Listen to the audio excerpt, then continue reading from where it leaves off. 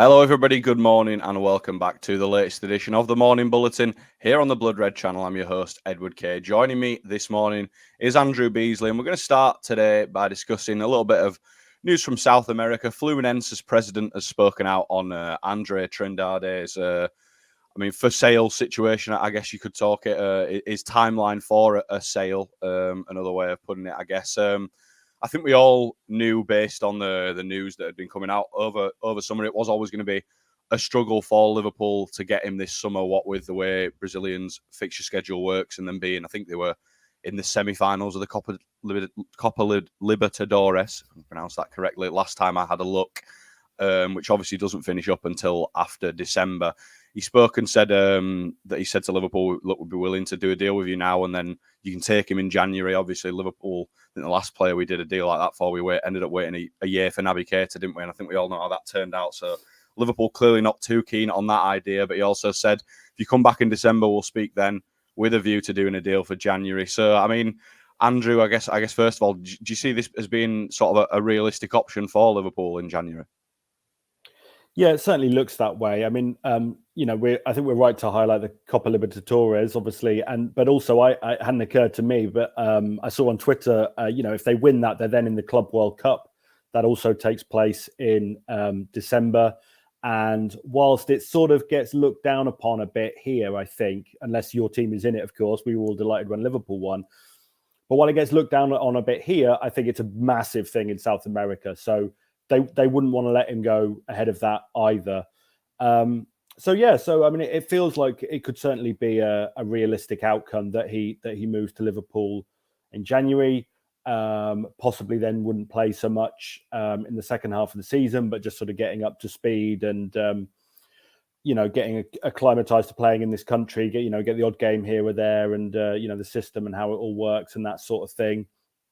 But it sort of makes sense that that they've brought in somebody like Endo, who we all hope can sort of do a job in the short term, but clearly he's not the long-term future of the Liverpool midfield. If they can get a couple of good seasons out of him, then I think that would suffice. So, obviously, long way to go for it to actually happen, but I think everything's sort of pointing towards January, and that would make a lot of sense for all parties, I think.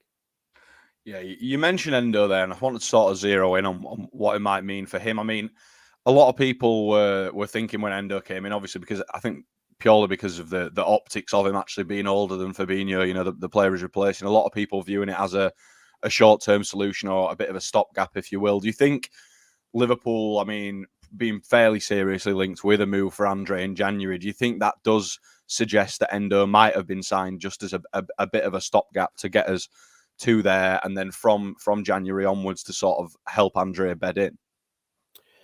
Yeah, quite possibly. I mean, it's obviously difficult to know because Jurgen Klopp speaks so highly of all the players, whoever they are. If you listen to him, you'd think that Endo could potentially be a superstar for Liverpool, and perhaps he would. But clearly, it's more likely that he's a fairly short-term buy to cover the need after they didn't get hold of Caicedo or Lavia, and wait and see what happens with Andre. So I suppose the ideal situation for Liverpool is that Endo is a superstar, and he proves even better value for money. But I think most people would expect the most likely outcome is that it's sort of a fairly short-term thing, bridging the gap between Fabinho having left and then maybe Andre coming in, maybe Bajcetic being ready to do it, whatever it is, just having a bit of experience there to sort of, as I say, bridge that gap until someone younger is ready to take the position. Yeah, do you think Liverpool have left themselves maybe a little bit short in that number 6 position? Obviously, we've got Bajcetic coming back, but we are actually yet to see him back in action. He has been on the bench. Obviously, we've seen a little bit of Endo, albeit some of it with playing in the side again of 10 men. So, I think we do have to caveat a lot of our talk about the midfield so far this season with that, given, we've received 2 red cards in already 2 of the games. So, yeah, do you think Liverpool are going to be able to get by until January, I guess is my question, with a view to getting Andre in then? Or do you think they might end up sort of ruined, not being a bit better prepared? I think they can. I suppose it depends on how strongly you feel that Liverpool need a real specialist there. Because obviously there is Endo, potentially Bajcetic. McAllister's been playing there, been doing pretty well. Even Thiago could play there, I think, certainly in some of the easier games, maybe not tough away necessarily, but I think Thiago would be fine there in some games, sort of deep line playmaker and stuff like that. So as I say, it sort of depends. If you think they need a real specialist DM for every game, then they've probably left themselves short. I think they're showing that they can probably get through.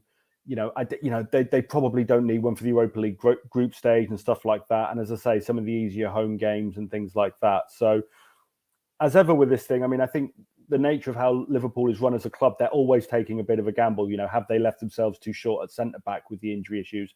Have they left themselves too short at defensive midfield?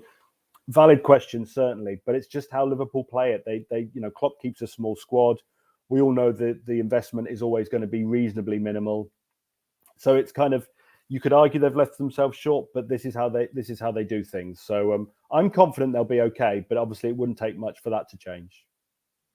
Yeah, and I mean, with it having been, pretty clear most of the summer that Andre wasn't going to be available until January, and Liverpool now obviously having just got Endo in that number 6 position and sort of left it there. Do you think there's an argument that they should have been better prepared this summer to bring in another realistic number 6 option, or do you think it's, not quite a Van Dijk case, but do you think it's one of these where Liverpool have identified that Andre is the man they want, and they're just going to wait and get him?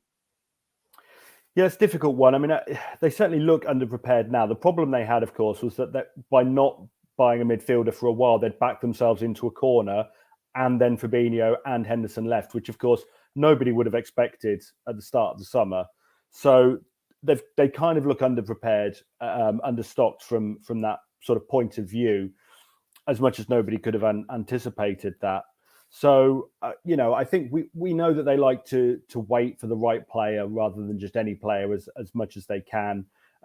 They've clearly changed their policy on that with Endo. I mean, whatever Klopp says about how good he thinks Endo is, nobody was sort of having him pinned down as the player they were going to buy this summer. So, yeah, I think that they're probably happy to wait for Andre. If something falls through there in January, maybe he moves somewhere else. If he has a good tournament, Club World Cup, interest will probably extend beyond Liverpool. So they'll have to see what happens there with him. But I think they'll be satisfied with what they've got, I think, and then hopefully get him in January. And then I think in theory the midfield is then kind of should be settled for quite a few years. And then next summer you start looking at the defense a bit more and stuff like that. But a lot can change. But yeah, I think everything points towards possibly getting Andre in January and going from there.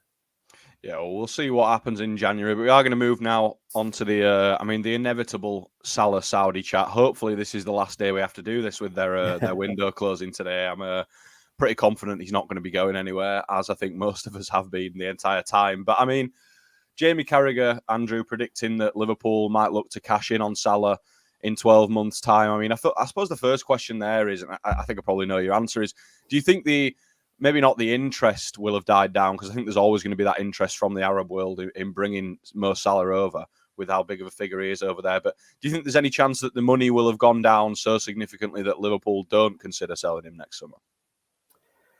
Well, it's very hard to say, isn't it? We don't really know what the true financial situation is of the Saudi League. I mean, it's easy to say, they've got endless money, and perhaps they have, but there's already been sort of issues, I believe, with like paying players and things like that. And that was before they did all the big business they've done this summer. So we don't know, but I think Liverpool are in a good position because next summer Salah will be entering the final year of his contract. So the options are basically either likely to be big money offer from Saudi Arabia, and if it doesn't, probably one final year of Mohamed Salah. And I suspect the club would like the money if it's going to be 100 million. Let's just pick a figure from the sky. I think the club would probably sell for that. But if it doesn't happen, well, you get another year of Mo Salah, and then he'll have done, I think it'll have been 9 years at the club or something, or 8 seasons, 8 or 9 seasons. I've lost count, whatever it is. And scored 200 goals or more and all those sorts of things. So it's not quite win-win for Liverpool next summer, but I think either scenario wouldn't be the end of the world. If the money drops, like I say, they keep Salah, and I don't think I don't think anyone would view that as a bad thing. I'm sure possibly FSG and the money men at the club would like the 100 million or whatever it happens to be. But yeah, I think interest in Salah will be so strong, and I think will he still only be like sort of 32 next summer? Is that right? So I mean, you know, there's sort of no rush. So they probably won't get the enormous fee that's on the table this summer, but I think they'd certainly get enough to make it worth their while considering selling him. Yeah. I think in terms of the options available to Liverpool, I don't think it's likely that he's going to get himself another bumper contract next summer at 32. But in terms of running his contract down or cashing in, do you think that very much is dependent on the money that might be offered for him next summer? Because, I mean, when you talk about Salah, I can't imagine there's going to be any sort of a dip in his performance this season. And I can't imagine there'd be too much of a dip next season either. He just does seem like a bit of a 20 goals and 15 assists machine, certainly in the Premier League. Do you think, whereabouts is that range at which point you think Liverpool would think it's worth rather just letting him run out his contract and get all these goals and assists for us for one more year?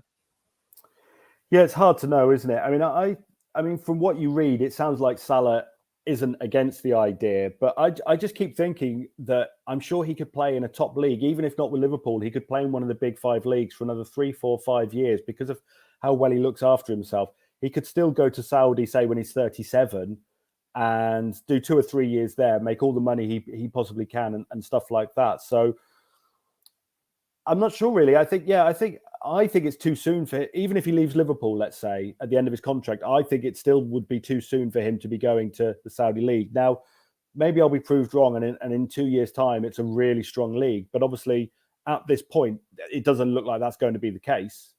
Because there's just too big a gap to get across that quickly.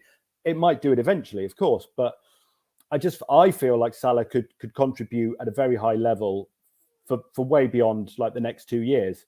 Maybe not at Liverpool, I accept that, but you know, he's still a big 5 league player, no question at all. And you know, in a sort of similar-ish way to sort of Saudi, you could imagine him turning up at PSG maybe after if he were to leave Liverpool in a couple of years, just as an example. So I can see him being interested in the money. Obviously, it is a ridiculous amount of money, and obviously the esteem he's held in that part of the world and stuff like that. For Liverpool, I mean, they will have their figure in mind, no doubt. But I mean, I think even with 1 year on his contract, it's reasonable to start the bidding at 100 million when he's a guy who pretty much guarantees 30 or more goal contributions in a big league like every season. I mean, he's still worth that.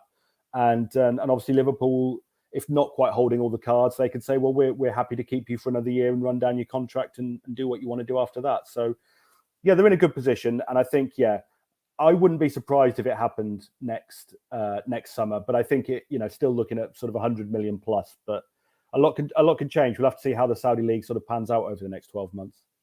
Yeah, no, I completely agree. I think he could definitely play at least 3 or 4 more years in a top 5 European league. As you say, the way he looks after his body, there's no reason he couldn't do what Ronaldo's done and played in one of those top leagues until he's 35, 36, and then go over to Saudi Arabia. It's just whether he's got that much patience when they're dangling. I mean, God knows how much money in wages in front of his nose. But that is all we've got time for here on the Morning Bulletin today. We will, of course, bring you any breaking Salah Saudi bid news on this final day that they're going to try and pry him away, but not really expecting too much to go wrong there. So yeah, we'll catch you next time here on the Morning Bulletin. Andrew, thanks for joining me, and we'll catch you in a bit.